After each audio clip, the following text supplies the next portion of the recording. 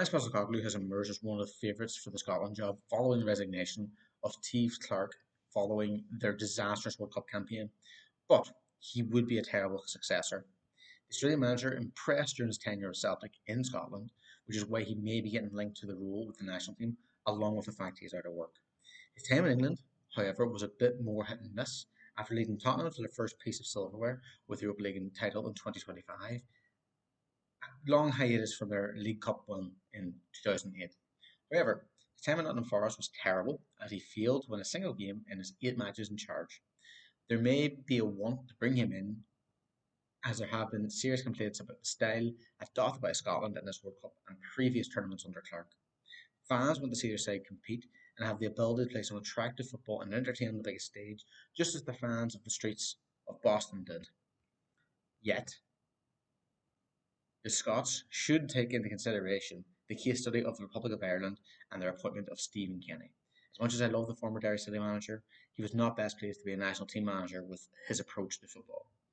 Scotland may have several decent players in midfield, but the rest of their side is incredibly limited in terms of ability compared to the best international teams in Europe and around the world.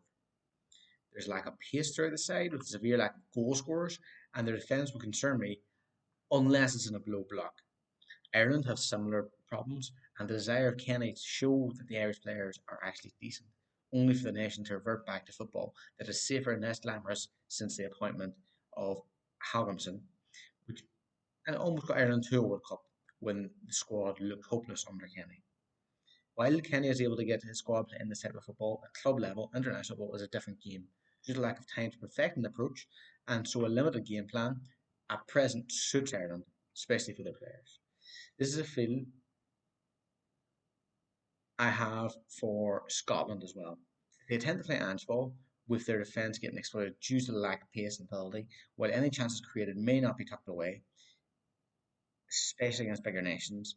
They may not create the chances and lack the discipline to defend when adopting Ange's system.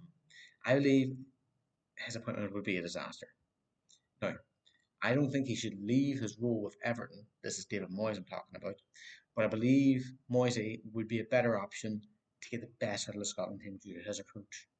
I think a more realistic option for the position may be Stephen Presley, due to the finances involved regarding the managerial appointment and luring away someone from some of the bigger names. While it is not a major name, he demonstrated just how good a coach he is with Dundee last season. Even if his football was not the most pleasing on the eye, it was effective.